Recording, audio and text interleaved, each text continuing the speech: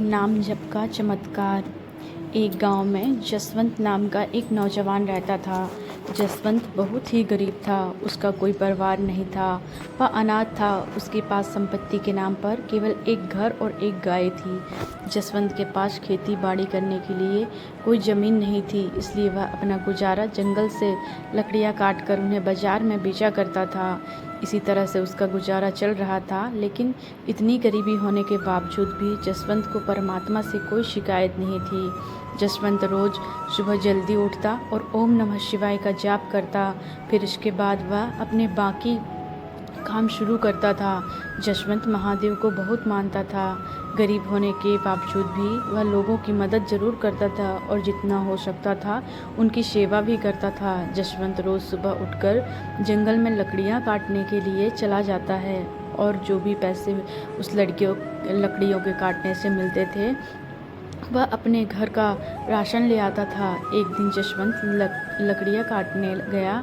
उस दिन उसका काम जल्दी ख़त्म हो गया। वो लकड़ियाँ बेचने के लिए बाज़ार की तरफ निकल जाता है, लेकिन उस दिन गर्मी बहुत ज़्यादा थी, इसलिए जसवंत का गला प्यास के कारण सूख गया। उसने आसपास देखा, लेकिन उसे कोई नदी तालाब नहीं दिखाई दिया जहाँ वह अपने प्यास को बुझा सके। थोड़ी दूर चलने के बाद जसवंत को एक झोपड़ी नज़र आई। वह उस झोपड़ी को देखकर बहुत हैरान हुआ। वह सोचने लगा, इतने भयानक और घने जंगल में यह झोपड़ी किसकी है। फिर जसवंत ने सोचा कि शायद मुझे यहाँ से पीने के लिए पानी मिल सकता है। यह सोचकर जसवंत झोपड़ी के पास गया। झोपड़ी के पास पहुँचकर जसवंत ने आवाज़ लगाई। जसवंत की आवाज़ सुनकर एक लड़की झोपड़ी से बाहर आई। उसने जसवंत से पूछा, आप कौन हो और मुझे आवाज़ क्यों लगा रहे हो। जसवंत ने कहा, मैं एक लकड़हारा हूँ और मैं इस जंगल से लकड़ियाँ काट कर ले जा रहा था, लेकिन मुझे बहुत तेज़ प्यास लगी है। मुझे आपकी झोपड़ी नज़र आई और मैंने सोचा शायद मुझे पीने को पानी मिल जाएगा। लड़की ने उससे कहा, आप रुको, मैं अभी आपके लिए पानी लेकर आती हूँ। यह कहकर वह लड़की अंदर आ गई और जसवंत के लिए पानी लेकर बाहर आई। जसवंत ने पानी पिया, जिससे उसकी प्यास बुझ गई। फिर उसने लड़की से पूछा, आप कौन हो और इस खतरनाक जंगल में क्यों रहती हो। लड़की ने कहा, मेरा नाम कविता है और मैं इस जंगल में अकेले रहती हूँ। पहले मेरे साथ मेरे दादाजी भी रहते थे, लेकिन कुछ दिन पहले उनकी मृत्यु हो गई। जसवंत ने उसकी बात सुनकर कहा, और तुम्हारे माता पिता कहाँ हैं। कविता ने कहा, जब मैं छोटी थी तभी मेरे माता पिता की मृत्यु हो गई थी। जब से मैं अब वह दादाजी के पास रहती थी, मगर अब वह भी मुझे छोड़ के चले गए। जसवंत ने उसकी बात सुनकर कहा, तुम्हें अकेले इस जंगल में डर नहीं लगता। कविता ने कहा, नहीं, मुझे डर नहीं लगता। मुझे अब इस जंगल की आदत हो गई है। यहाँ रहते हुए मेरा आधा जीवन कट गया है, बाकी बचा हुआ भी कट जाएगा। अब देखने लायक रह ही क्या गया है। माँ बाप बचपन में ही चले गए, अब दादाजी भी चले गए। जसवंत ने उसकी बात सुनकर कहा, मेरा जीवन भी तुम्हारे जैसा है।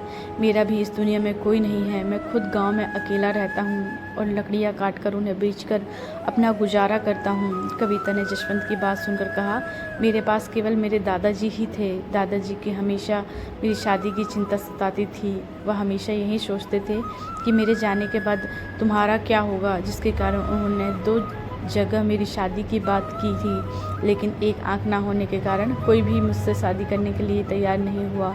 इस दुख के कारण दादाजी यह दुनिया छोड़ गए। कविता की बात सुनकर जसवंत के मन में एक ख्याल आया। उसने कविता से कहा, मैं तुमसे एक बात करना चाहता हूँ, लेकिन वह बात करते हुए मुझे डर लग रहा है। कविता ने उसकी बात सुनकर कहा, ऐसी क्या बात है जो तुम इतना डर रहे हो, सोच रहे हो।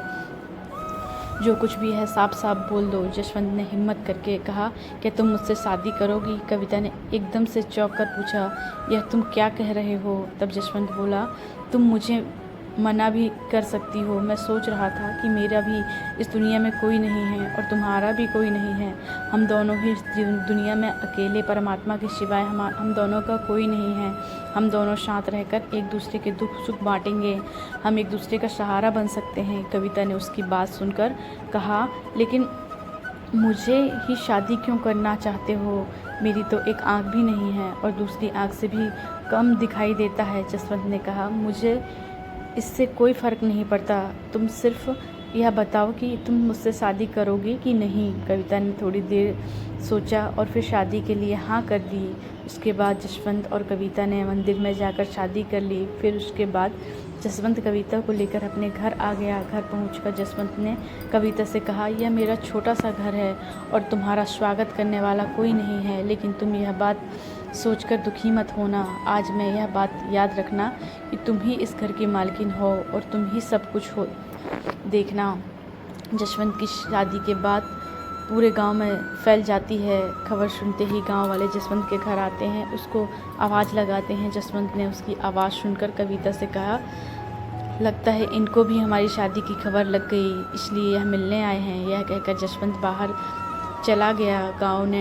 गांव वालों ने जसवंत से कहा, हम तो बहुत भोला भाला समझते थे, लेकिन तुम तो बहुत तेज़ निकले, अपनी शादी की खबर तक नहीं होने दी।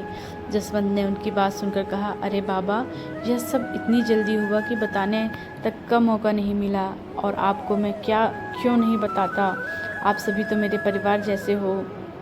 तभी एक औरत ने कहा, भैया वह सब तो ठीक है, लेकिन क्या हमें दुल्हन से नहीं मिलवाओगे। जसवंत ने कहा, क्यों नहीं, अभी बुलाता हूँ। कहकर जसवंत ने कविता को आवाज़ लगाई और कहा, देखो तुमसे मिलने कौन आया है। तो कविता बाहर आई तो गांव वाले उसे देखकर चौंक गए। तभी एक लड़की ने कटाक्ष करते हुए पूछा, जसवंत भैया, इसकी एक आँख किसने फोड़ दी। क्या तुमने शादी से पहले लड़की देखी नहीं थी।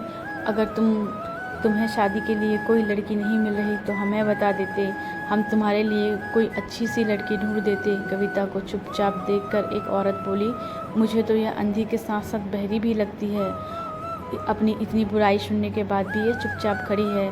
सभी गांव वाले कविता का मजाक उड़ाने लगे। गांव वाले की बात सुनकर जसवंत को गुस्सा आ गया। उसने कहा, मेरी पत्नी अंधी सही, लेकिन यह तुम लोगों को किसने बुलाया है। इसकी बात सुनकर एक लड़की ने कहा, हमें किसी ने नहीं बुलाया, वह तो हमें भी शौक चढ़ा हुआ था दुल्हन को देखने का, लेकिन तुम्हारी दुल्हन को देखने के बाद पता नहीं हमारा दिन कैसा गुजरेगा। इसकी बात सुनकर जसवंत को गुस्सा आ गया। तुमको किसने कहा था कि आकर मेरी दुल्हन को देखो। तुम सभी लोग यहाँ से चले जाओ, निकल जाओ मेरे घर से। सभी लोग जसवंत की दुल्हन को मजाक उड़ाते हुए वहाँ से निकल जाते हैं। इतना कुछ होने के बाद भी कविता कुछ नहीं बोलती। जसवंत उसका दर्द समझता है। जसवंत ने उससे कहा, ये लोग पागल हैं, तुम चिंता मत करो, भोलेनाथ सब ठीक करेंगे। जसवंत की बात सुनकर कविता थोड़ी ठीक हो गई। उसके बाद दोनों का जीवन चलने लगा। जसवंत को रोज़ सुबह ओम नमः शिवाय जपते हुए देखकर कविता को सुबह अच्छा लगता। वह रोज़ सुबह जल्दी उठ जाती। उसके बाद जसवंत और कविता दोनों ओम नमः शिवाय जपने बैठ जाते थे और ओम नमः शिवाय का जाप करने से दोनों को बहुत शांति मिलती। इस तरह से उनका जीवन चलने लगा। एक दिन कविता ने जसवंत से कहा, तुम तैयार हो जाओ, जब तक मैं नदी से पानी लेकर आती हूँ। यह कहकर कविता पानी लेने चली गई। जब वह नदी पर पानी लेने गई तो नदी पर गांव की कुछ औरतें खड़ी हुई थी, जो कविता को देखकर मजाक उड़ाने लगी और कहने लगी, आज इसको ऐसा सबक सिखाएंगे कि अगली बार यह पानी लेने के बारे में सोचेगी भी नहीं। फिर सभी औरतें आपस में मिलकर उसके अंधेपन का मजाक उड़ाने लगीं, लेकिन कविता ने उनकी बातों का कोई जवाब नहीं दिया और चुपचाप खड़ी उनकी बातें सुन रही थी। फिर जब बहुत देर हो गई, उन औरतों ने कविता को पानी पर तक भरने नहीं दिया। कविता चुपचाप घर वापस चली गई। जब वह घर पहुंची तो जसवंत ने उसके खाली मटके को देखकर पूछा, तुम तो पानी भरने गई थी, फिर तुम्हारा मटका बिल्कुल खाली क्यों है, तुम पानी भरकर क्यों नहीं लाई। कविता कुछ बोले बिना ही घर के अंदर चली गई। जसवंत भी उसके पीछे घर के अंदर आ गया। फिर उसने कविता से पूछा, क्या हुआ।